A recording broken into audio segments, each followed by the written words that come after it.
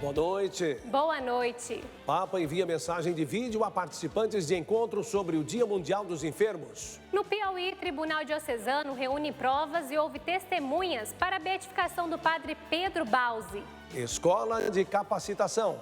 População de rua de São Paulo terá acesso a curso profissionalizante. Setor de serviços registra alta e recupera perdas de 2020. Senadores aprovam medida provisória que obriga planos de saúde a cobrir remédios orais contra o câncer. O perigo à saúde e ao meio ambiente provocado pelo lixo descartado durante a pandemia da Covid-19. Deputados aprovam lei que facilita registro de novos agrotóxicos no Brasil. Prática de atividades físicas pode ser a chave para livrar muitas pessoas da ansiedade.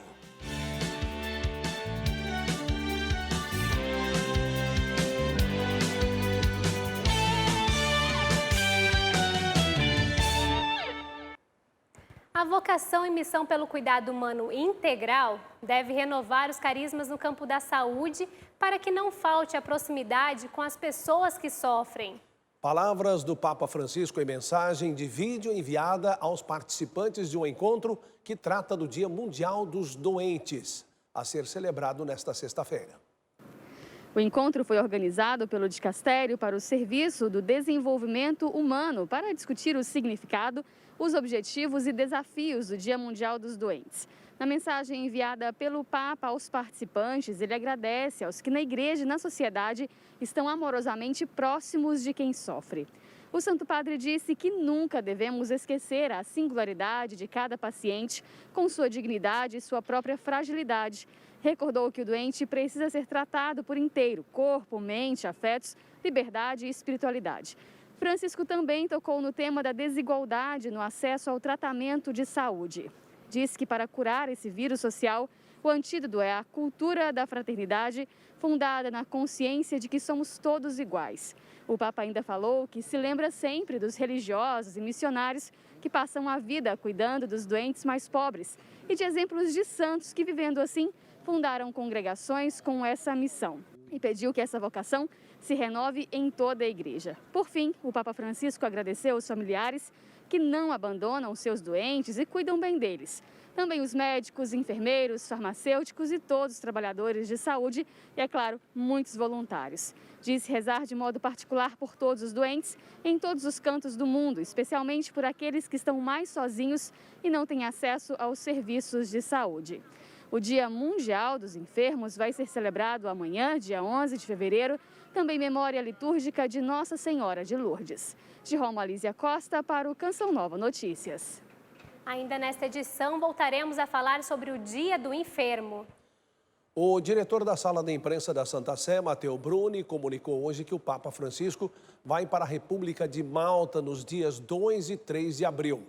Esta viagem apostólica estava prevista para 31 de maio de 2020, mas foi adiada devido à pandemia da Covid, porém o pontífice não desistiu da visita à ilha.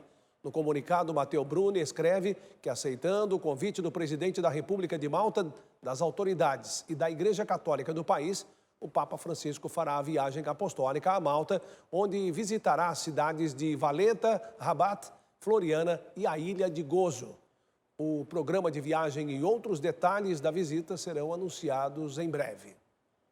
A Igreja Católica pode ganhar um novo santo em breve. Trata-se de um padre que viveu aqui no Brasil. Quem tem essa boa notícia é o Rodrigo Luiz, que está em São Paulo.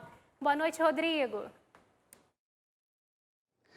Isso, boa noite para vocês. Pois é, o futuro santo é o padre Pedro Balsi. Mais cedo eu conversei com o postulador diocesano dessa causa de beatificação, que é o padre Igor Torres, lá de Teresina, no Piauí. Aí ele me atualizou, mandou essas fotos, contou que o padre Pedro Balsi foi um grande missionário. Dedicou parte da sua vida em missão aqui no Brasil. Durante mais de 2 décadas, padre Pedro esteve junto dos mais necessitados, em Teresina, no Piauí. Ele nasceu em 1926, na Suíça, e morreu aqui no Brasil em outubro de 2009, aos 82 anos. Diante de sua fama de santidade, o processo da causa de beatificação e canonização do agora servo de Deus, Pedro Balsi, iniciou oficialmente no ano passado. Este mês, uma nova fase marcou o avanço desse processo da fase diocesana, com a constituição do tribunal na última terça-feira, dia 8 de fevereiro. Mudando de assunto, as chuvas intensas no estado de São Paulo diminuíram. Apesar dessa trégua, mais de 1.000 pessoas continuam desabrigadas. A Defesa Civil define como desabrigado quem perdeu a casa e precisa de abrigo público. Já desalojado é quem teve que sair da residência e está na casa de amigos ou parentes. Em Franco da Rocha, cidade mais afetada pelas enchentes no estado de São Paulo, 446 imóveis foram totalmente interditados e em 112 houve interdição parcial. De acordo com a prefeitura, 1.560 pessoas estão desabrigadas. Para essas famílias, a gestão municipal vai oferecer auxílio moradia emergencial de R$ 608 por 6 meses. Para a reconstrução das casas, serão ofertados mais R$ 500 por 3 meses. Moradias alagadas terão isenção do IPTU de até R$ 5.000. Em Francisco Morato, 104 pessoas estão em abrigos públicos. De dezembro do ano passado até fevereiro deste ano, 112 municípios paulistas tiveram transtornos causados pelas chuvas. 9.700 pessoas ficaram desalojadas. Até daqui a pouco, com um alerta sobre o perigo do lixo descartado durante a pandemia da Covid-19.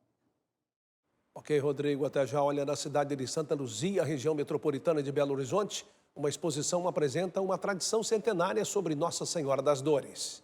Túnica, manto e véu agora podem ser vistos de perto na igreja de Nossa Senhora do Rosário dos Homens Pretos, na exposição feita em comemoração ao centenário da Arquidiocese de Belo Horizonte. Aqui em Santa Luzia existe uma tradição da imagem de Nossa Senhora das Dores usar vários vestidos, várias roupas durante as celebrações. A cada dia, a cada celebração, existe uma roupa diferente. Essas roupas são maravilhosas. As pessoas que confeccionam têm o maior capricho, são todas bordadas. E assim, pensa bem, você viaja, você fica com aquela...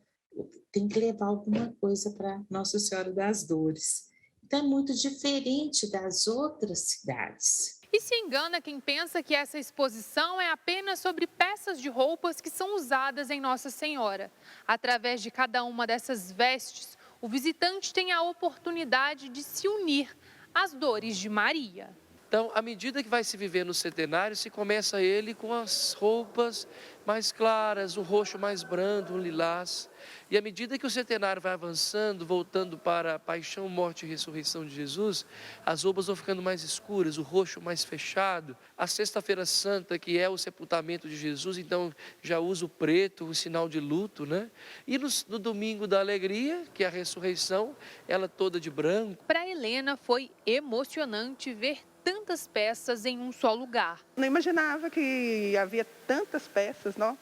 Vale a pena vir aqui, viu, gente? Tá muito bonito, tá muito emocionante. A tradição de vestir a imagem de Nossa Senhora é uma atividade essencialmente feminina em Santa Luzia. Já a devoção e união à Mãe de Jesus é de todo um povo, que se une na dor da cruz e na alegria da ressurreição. Por detrás de toda essa exposição está o Cristo, né, que Maria tanto aponta para ele, que é a nossa salvação. Vamos chamar Ronaldo da Silva, que está em Brasília e traz informação sobre uma obrigação dos planos de saúde. Boa noite, Ronaldo. Olá, Reinaldo. Boa noite para você, boa noite para a Yara e para todo o Brasil. O Senado aprovou uma medida provisória que obriga os planos de saúde a cobrir as despesas de remédios de uso oral para pacientes com câncer. A medida 1067 de 2021 cria regras para cobertura nos planos de saúde de antineoplásicos, ou seja, medicamentos contra o câncer via oral e domiciliar, inclusive para os pacientes com tratamento iniciado em internação hospitalar. Pela proposta, o remédio deve ser fornecido desde que tenha prescrição médica, registro na Agência Nacional de Vigilância Sanitária, a Anvisa, e também a aprovação na Agência Nacional de Saúde Suplementar. O prazo estabelecido é de até 10 dias para que o medicamento seja entregue diretamente ao paciente ou ao seu representante legal. Além disso, o paciente deverá comprovar que recebeu as devidas orientações sobre uso, conservação e descarte. A Agência Nacional de Saúde terá 120 dias, ou seja, 4 meses, para incluir o tratamento no rol de procedimentos, sendo possível ainda a prorrogação por mais 60 dias. A relatora, a senadora Daniela Ribeiro, do Partido Progressista, destacou a urgência da medida provisória para a agilização de tratamentos, principalmente durante a situação de calamidade da saúde ocasionada pela pandemia da Covid-19. O texto foi alterado pelo Senado Federal e, por isso, retorna à Câmara dos Deputados para mais uma análise. No último dia 4 de fevereiro, foi celebrado o Dia Mundial de Combate ao Câncer. O câncer é uma doença que está sempre em evidência na medicina. Tratamento precoce e adoção de hábitos saudáveis ajudam na prevenção da enfermidade. O câncer é o nome de um conjunto de mais de 200 doenças. Uma anomalia no desenvolvimento e multiplicação das células. Estudiosos encontraram relatos da descoberta do câncer no Antigo Egito, há 2.600 anos antes de Cristo. Uma estimativa do Instituto Nacional do Câncer, o INCA, aponta o surgimento de 650 mil novos casos de neoplasia no Brasil a cada triênio. Os mais frequentes são os de pele, seguidos dos de mama, próstata e cólon. Em todo o mundo, o câncer é a segunda maior causa de óbitos. Foi responsável pela morte de quase 10 milhões de pessoas em 2018. Os países de baixa e média renda são responsáveis por 70% das mortes por câncer no planeta. O diagnóstico, o tratamento complexo e o alto custo da medicação são fatores decisivos para o descontrole da doença. No Brasil, o Sistema Único de Saúde, o SUS, realiza todo o tratamento de forma gratuita.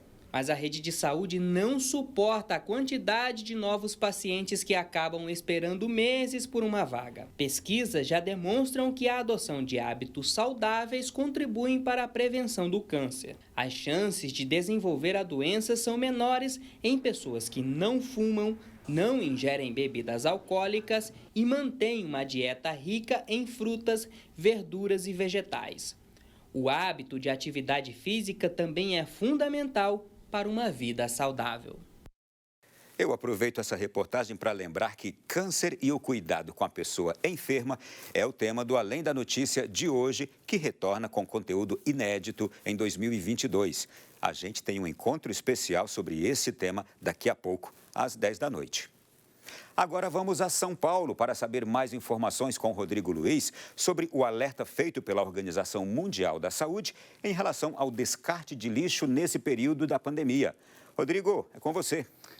Oi, Ronaldo, boa noite para vocês também. Olha, um relatório divulgado no início deste mês, a Organização Mundial da Saúde alertou para o perigo do lixo descartado durante a pandemia da Covid-19. Esse impacto gera perigo tanto para a nossa saúde quanto para o meio ambiente. A nossa equipe mostra como esse lixo, em especial a máscara descartável, pode ser jogado fora de maneira correta. A pandemia trouxe um acessório a mais na vida de muitas pessoas ao redor do mundo: a máscara descartável. Mas como você costuma jogar fora esse item? Segundo a Organização Mundial da Saúde, o lixo gerado pela pandemia se tornou uma preocupação global, que pode afetar nossa saúde e o meio ambiente. O aumento do uso de máscaras e máscaras descartáveis durante a pandemia e o aumento também da produção de muitas embalagens descartáveis de uso único por conta do isolamento social que fechou estabelecimentos comerciais fez com que a gente aumentasse muito a produção de resíduos, a produção de lixo em todo o mundo. Neste período da pandemia, a gente não pode deixar de usar a máscara de proteção, mas nós podemos ajudar o meio ambiente sabendo como descartá-la. Essa máscara aqui, por exemplo, é feita de TNT, um material que normalmente iria para o lixo reciclável, mas para evitar contaminação, ela deverá ser jogada fora no lixo comum.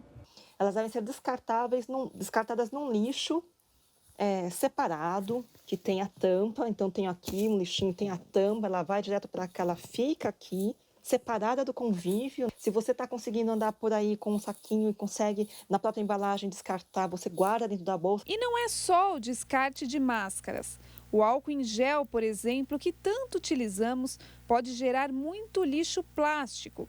Por isso, a dica é comprar um produto de embalagem maior e ir abastecendo potinhos reutilizáveis. E poder usar pequenos recipientes. Eu aqui tenho o meu recipiente de silicone que eu coloco o álcool gel, o álcool líquido para poder carregar na bolsa. Outras atitudes também podem ajudar nessa luta, como substituir sacolas plásticas do mercado por retornáveis, reutilizar embalagens e até usar sabão feito a partir do óleo descartado. Tudo para tentar diminuir o impacto e garantir a saúde nossa e do ambiente. Vamos fazer nossa parte. Vamos reciclar e diminuir a produção de resíduos plásticos na nossa casa. Falando agora de economia, uma boa notícia do setor de serviços. Em 2021, esse setor reagiu e recuperou as perdas acumuladas em 2020. O setor de serviços responde por 70% do PIB do país, que é tudo aquilo que o Brasil produz. As informações com o repórter Sidney Fernandes. O crescimento de 1,4% em dezembro fez o setor de serviços fechar 2021 com alta de quase 11%. É o maior crescimento desde 2012, quando o IBGE deu início à série histórica. Responsável por 70% do produto interno bruto do país, o setor serve como termômetro da economia. O IBGE analisa 5 grupos: serviços prestados às famílias, como alojamento e alimentação, comunicação, serviços profissionais, administrativos e complementares, transportes e serviços auxiliares aos transportes, entre outros serviços. Em todas as atividades houve crescimento, com destaque no ramo de transportes e correios, informação e comunicação e serviços profissionais administrativos e complementares. No caso das atividades prestadas às famílias, o avanço foi de 18%, mas não foi o suficiente para recuperar as perdas acumuladas no ano anterior, que foi de 35%. De acordo com o IBGE, a pandemia gerou oportunidades nas áreas de tecnologia da informação, logística e transportes. Com isso, os ganhos recuperaram as perdas acumuladas ao longo de 2020. De São Paulo, Sidney Fernandes, para o Canção Nova Notícias. Eu volto daqui a pouco contando para vocês sobre a primeira escola 100% voltada à capacitação profissional de pessoas em situação de rua. Quem sabe pode ser um pontapé inicial para ajudar quem quer mudar de vida. Reinaldo, Yara. Hoje é o Dia Mundial do Feijão, alimento presente na mesa dos brasileiros diariamente. Mas uma pesquisa do Instituto Brasileiro do Feijão traz um alerta sobre o plantio do grão, que vem diminuindo consideravelmente nas últimas décadas. Da saca até a panela, o feijão sempre teve o seu lugar garantido. Feijão preto, tutu, feijão com arroz. Já ouviu falar numa combinação tão brasileira quanto essa? Ela está no prato e no gosto do povo. Contudo, o prato tão popular no país corre o risco de perder seu principal elemento nos próximos anos. Segundo o IBRAF, a quantidade que o país produz de feijão poderá diminuir a partir de março. O feijão depende de si só, do seu setor. Então ficou pouco incentivo para o plantio de feijão e muito incentivo para as outras culturas. Acaba ficando muito mais suscetível a perdas por excesso de chuva ou falta de chuva, como tem ocorrido nessas últimas safras. Neste ano, devem ser plantados 890 mil hectares do grão, o menor cultivo desde 1976. Para esse produtor rural do Paraná, que é considerado o estado que mais produz feijão no Brasil, os números têm influenciado na decisão do plantio. 2 sacos de milho tem que valer um saco de soja, ou seja, o milho hoje está 90, a soja está 180, essa relação está ok. Da mesma forma, 2 sacos de soja tem que valer um saco de feijão, o que não está ocorrendo hoje, que isso seria na faixa de 360, o feijão está aqui na faixa de 280. Rosana é proprietária de um restaurante. Ela compra 2 sacas de feijão de 60 quilos todos os meses. Eu acho que o produto está muito caro, sim, para a mesa do brasileiro. Mesmo com a expectativa para os próximos meses, os produtores apostam no plantio do feijão. É preciso uma análise cuidadosa do mercado nacional e internacional para poder acertar na variedade plantada e na época certa. Por mês, a população brasileira consome 223 mil toneladas de feijão. E mesmo com a diminuição iminente da produção do grão, ele continua e, pelo jeito, continuará sendo o queridinho dos brasileiros. Cada um tem o seu tempero para o feijão, tá? Eu prefiro o meu com bastante bacon, linguiça, e aquela coisinha básica. Almoço sem feijão é almoço sem graça, né? O feijãozinho tem que estar garantido, seja feijão preto, feijão carioca, o feijão a todo dia em nossa mesa, né? Pois é, bateu fome, né? O assunto agora é sobre agrotóxico. Por isso voltamos a Brasília com o Ronaldo da Silva. Diga aí, Ronaldo. Ô, Reinaldo e Yara, a gente tem agora uma importante informação para o mundo agrícola. A Câmara dos Deputados aprovou uma lei que pode mudar as regras de entrada de defensivos agrícolas no Brasil. A aprovação dos produtos passa a ser exclusiva do Ministério da Agricultura. O texto aprovado ontem tramitava no Congresso há 20 anos e entrou na pauta de votações após um pedido de urgência. O projeto transfere as atribuições de aprovação de novos defensivos agrícolas para o Ministério da Agricultura. Pela regra atual, a liberação também é de responsabilidade da Anvisa e do IBAMA. Para o relator da proposta, o deputado Luiz Nishimuri, do PL do Paraná, membro da Frente Parlamentar da Agropecuária, a lei atual está defasada e a alteração é um avanço para a agricultura brasileira. Irá possibilitar maior produtividade, comida com preço acessível e principalmente vai trazer mais segurança alimentar para nosso país. A aprovação de defensivos agrícolas no Brasil pode demorar até 8 anos. Com a nova legislação em discussão no Congresso, se a análise não for feita em até 2 anos, um registro temporário será liberado e o uso aprovado. Parlamentares da oposição criticaram a aprovação do texto e questionaram a mudança do termo agrotóxico para pesticida. O deputado Alessandro Molon, do PSB do Rio de Janeiro, disse que a lei agride a saúde dos brasileiros. Esse projeto, ele é contrário à ciência e é contrário à saúde humana. Esse projeto vai permitir que se coloque mais veneno no prato dos brasileiros. O texto aprovado na Câmara dos Deputados segue agora para análise no Senado. O governo federal regulamentou a medida provisória que estabelece diretrizes para a renegociação de débitos de contratos do FIES, o Fundo de Financiamento Estudantil. A medida provisória, publicada no final do ano passado, visa reduzir a inadimplência de 548 mil estudantes, além de ajudar no parcelamento do saldo restante em até 10 vezes. Você fica por dentro de mais informações a respeito deste assunto amanhã no Canção Nova Notícias, edição da manhã, logo após o Sorrindo para a Vida. E eu fico por aqui, desejo a você uma boa noite. Reinaldo, Yara, com vocês. Obrigada, Ronaldo. Até amanhã. A sexta-feira será de tempo chuvoso em várias regiões, porém o sol começa a dar as caras. Vamos ver na previsão do tempo. Em meio aos episódios de chuvas fortes e intensas, o sol começa a aparecer e elevar as temperaturas. Você da região nordestina já pode contar com a presença dele. Tempo firme do Rio Grande do Norte até o nordeste da Bahia, máxima de 32 graus em Salvador. No sul, o sol volta a aparecer nos 3 estados, mas um sistema de baixa pressão vai atuar sobre a região e favorecer períodos de chuvas irregulares e isoladas. A temperatura atinge máxima de 33 graus em Porto Alegre, 27 em Florianópolis e 25 graus em Curitiba. Nas outras regiões, a instabilidade persiste, principalmente sobre essa faixa mais escura que atingem os estados do Pará, Tocantins, Mato Grosso, Goiás, Minas Gerais, São Paulo e Rio de Janeiro. Vamos aproximar o mapa para vermos como ficarão as temperaturas no Vale do Paraíba.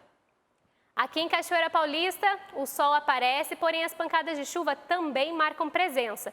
Os termômetros ficam entre os 18 e 27 graus. Em Aparecida, você também pode esperar sol entre nuvens, com possibilidade de pancadas de chuva à tarde. A temperatura na cidade de Mariana marca máxima de 27 graus e mínima de 17. Pobreza é o assunto de Rodrigo Luiz, que está em São Paulo, para onde a gente volta. Rodrigo? Isso aí, de volta aqui em São Paulo. Um novo estudo sobre a pobreza global descobriu que esse problema, que afeta pessoas em todas as suas dimensões, pode ser até 6 vezes pior do que as medidas monetárias tradicionais. Mas indicou também onde é preciso investir para erradicar a pobreza. O relatório, elaborado pelo Banco Citi, em parceria com a Universidade de Oxford, examina a pobreza no mundo todo. O estudo aponta como os setores privado e financeiro podem se unir ao setor público para erradicar a pobreza. Porém, para eliminar os problemas que estão na raiz da pobreza mundial, é necessário investimento. Cerca de 1,5 trilhão de dólares por ano, equivalente a 8,5 trilhões de reais, o que corresponde ao Produto Interno Bruto Anual do Brasil. Em outubro do ano passado, o relatório apontou que em 109 países, onde vivem quase 6 bilhões de pessoas, quase 1,5 bilhão pode ser considerado pobre diante do acesso a saneamento, educação, saúde, energia e habitação. O novo estudo estima que os investimentos usados no combate à pobreza podem ter grande impacto no crescimento econômico por meio de efeitos multiplicadores significativos. E a população de rua vai ter acesso a curso profissionalizante.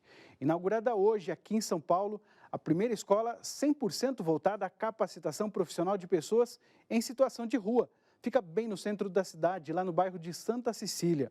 Nessa escola, os sem-teto vão poder receber capacitação técnica na área de cozinha e culinária. O objetivo é garantir maior preparo a quem hoje busca por uma oportunidade de emprego para sair dessa situação. A iniciativa é uma parceria entre organizações sem fins lucrativos e um instituto que trabalha com refugiados. Vamos torcer para que iniciativas como essas se multipliquem. Quem sabe um curso como esse seja uma oportunidade para quem quer deixar a condição da calçada. Eu fico por aqui, desejo uma boa noite para todos vocês e me despeço com uma história que edifica muito. Um exemplo de determinação que vem do Quênia. Uma mulher que completa 99 anos nesta sexta-feira voltou para a escola. A motivação foi dar um bom exemplo para a bisneta que parou os estudos ao engravidar. Em uma pequena escola em Rift Valley, na zona rural do Quênia, Priscila Sitienei participa até das aulas de educação física. A idosa se disse feliz ao interagir com as crianças que, de acordo com ela, a mantêm em forma. Eu começo a pular, embora não tanto quanto eles podem fazer, mas pelo menos eu movo meu corpo. Essa é a minha alegria. Ao lado dos colegas, 8 décadas mais novos, Priscila mantém um sonho. Gostaria de ser médica, porque já fui parteira. O governo queniano subsidia os custos do ensino primário desde 2003, permitindo que idosos que perderam a educação enquanto crianças voltem a estudar. A história virou até filme.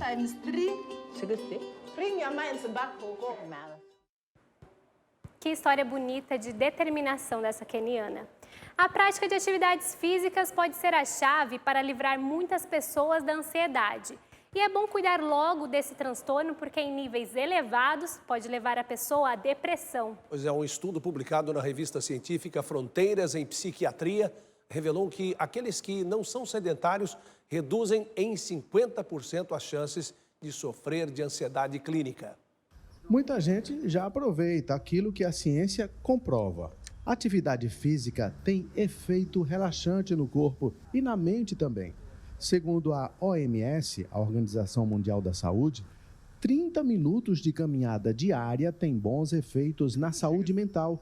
Os médicos aconselham colocar o corpo para se mexer, sair do sedentarismo, para estimular o cérebro a liberar substâncias como a dopamina, a endorfina e a adrenalina. A atividade física é de graça, você não precisa de ninguém para dizer para você está liberado para fazer atividade física. Você pode caminhar, você pode correr, você pode fazer qualquer atividade que movimente seu corpo, que gere aumento da capacidade cardiopulmonar, né? Entendeu? Então, você tem a relação da atividade física com a saúde mental diretamente, digamos assim, mais atividade física, melhor saúde mental. E a atividade esportiva pode ser um poderoso aliado para acabar com a ansiedade. Segundo dados da Organização Mundial da Saúde, a OMS, o Brasil é um dos países com mais gente com esse tipo de problema. A informação da OMS que nós temos hoje, 18.600.000 brasileiros com algum grau de transtorno de ansiedade. Se movimentar, seja ao ar livre ou numa academia, pode ir muito mais além. Se os níveis de ansiedade ainda estiverem baixos, a pessoa já evita outro mal, a depressão. Mas os psicólogos alertam que existem transtornos de ansiedade em níveis elevados que só a atividade física não vai resolver. Dentro desse transtorno existe a intensidade e a frequência de leve, moderado a grave. Então a prática esportiva ela vai me auxiliar em todos estes estágios. Porém, ela sozinha não me tira de lugar nenhum. Ela é um auxílio, mas para quem está instalado dentro do transtorno, eu vou precisar de buscar terapia e para aqueles que estão de moderado a grave, até mesmo um psiquiatra para entrar aí com uma intervenção medicamentosa. Que bom, né? Atividade física sempre é bom. A Canção Nova existe para anunciar o Evangelho e pode alcançar muitos lares e famílias através do trabalho feito aqui. É por isso que sua ajuda é tão importante para manter esta obra. Vejam, alcançamos 26% de nossa meta para o mês de fevereiro, que tem menos dias úteis, hein? Conheça mais, acesse clube.cançãonova.com e escolha a melhor forma de fazer a sua doação.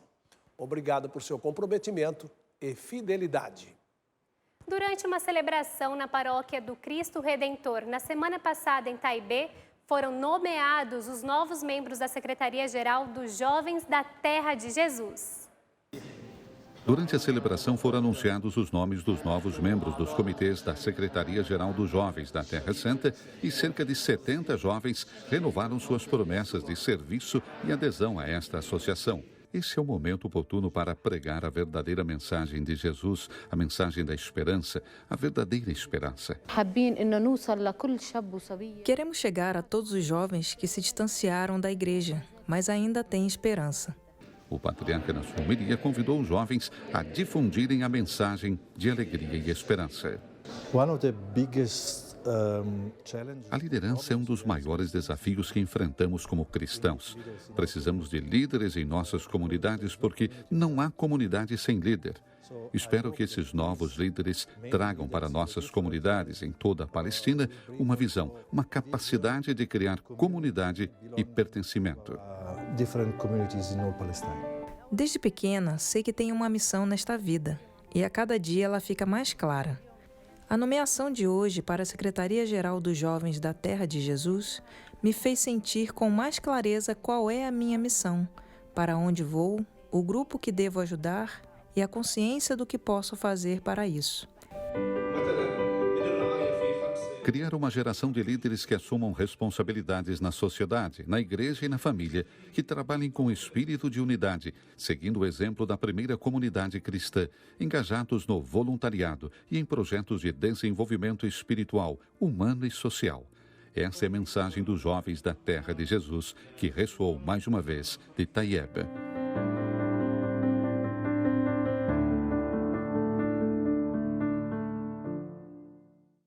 As reportagens que você viu aqui já estão disponíveis no site noticias.cançãonova.com. Assista a seguir ao vivo a transmissão da Santa Missa. Às 9 horas tem Escola da Fé com o professor Felipe Aquino. E às 10, Ronaldo da Silva apresenta o Além da Notícia com 3 convidados. O tema de hoje, o câncer e cuidado com toda pessoa enferma. A gente se vê amanhã, uma ótima noite a você. Boa noite e até amanhã.